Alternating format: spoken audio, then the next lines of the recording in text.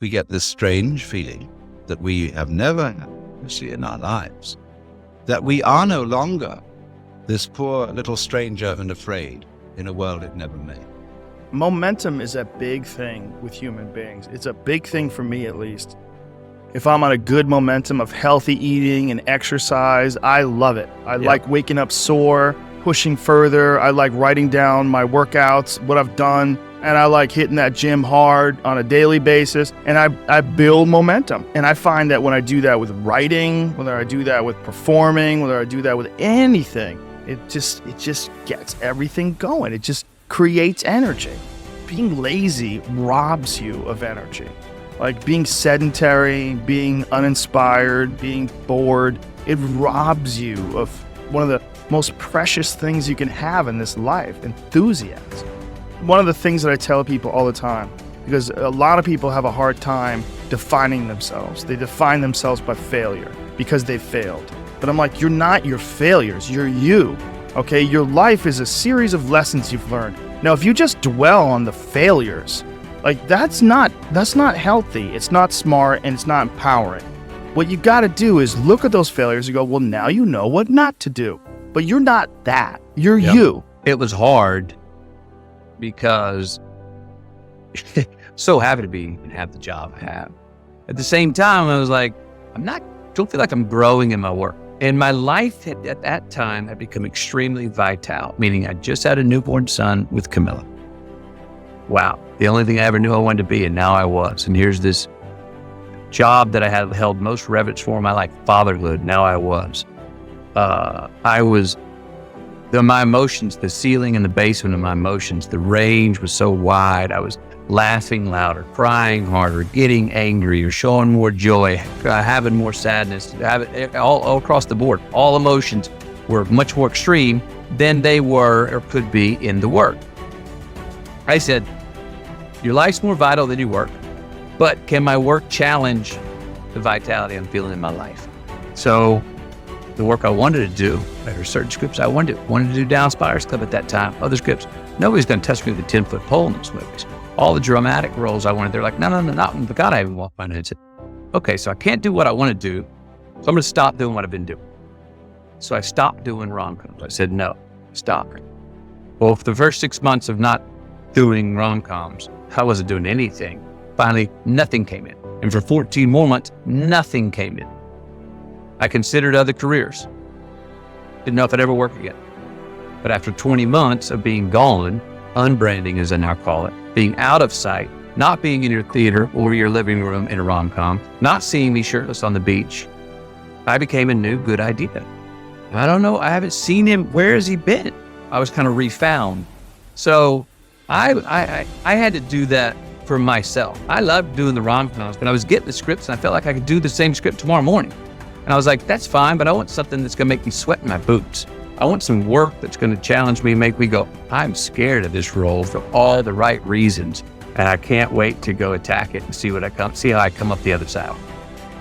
Why seek the role that's hard? Because it costs me something. Because it costs.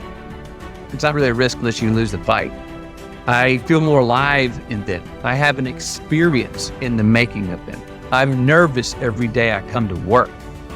I feel like when I nail a day and I knock it and I know I did, I feel like I have a measure at the end of the day, like you set out to do something, you prepared for it, you had intention, and you did it. There's lots of different ways to interpret the world, and you can maybe even make a case that there's an endless number of ways to interpret the world. And the problem with that is that it kind of disorients you in terms of what you should be doing. Just because there's a very large number of ways to interpret the world doesn't mean there's a very large number of productive, meaningful, and sustainable ways to interpret the world. The thing that's so interesting about the day, and the day is like a page in a book. I had one client who was spending about 45 minutes a night fighting with his young son about when to go to bed. And so, they weren't having a pleasant time of it because it was just a constant battle. And that's common. Like, it's very common for parents of young children to be locked in a battle that occurs day after day. Sometimes it's around eating, sometimes it's toilet training, sometimes it's general behavioral issues, sometimes it's bedtime. It's like, okay, 40 minutes a day. So that's 280 minutes a week. So that's, let's say, 5 hours, 20 hours a month. It's 240 hours in a year. That's 6 work weeks. That's a month and a half. You're spending a month and a half of work weeks doing nothing but fighting with your son.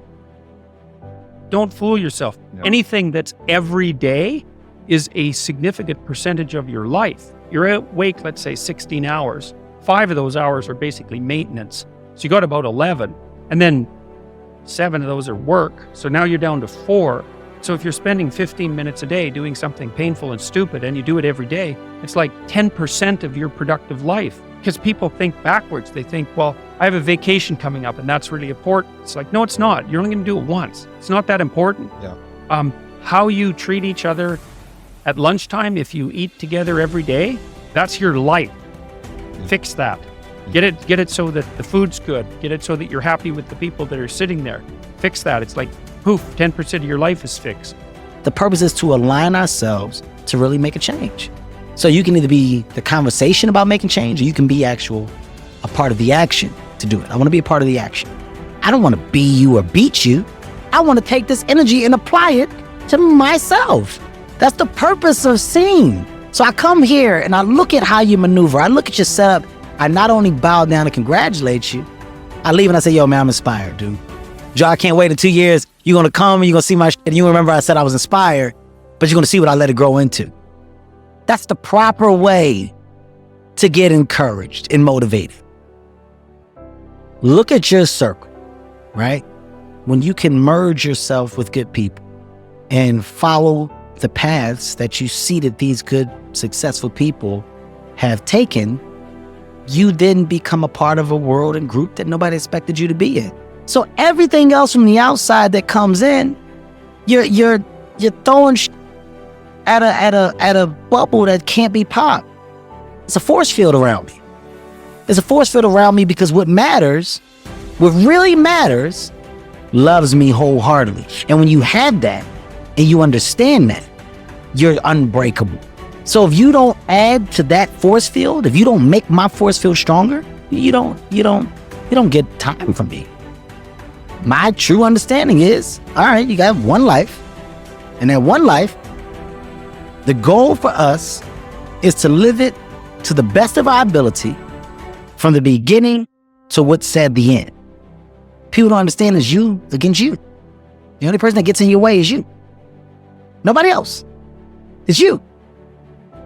What I've understood is that what people are doing has nothing to do with me. I should always be a step ahead because I'm thinking differently, because I'm thinking about myself.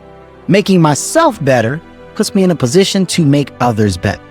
Hard work brings great rewards.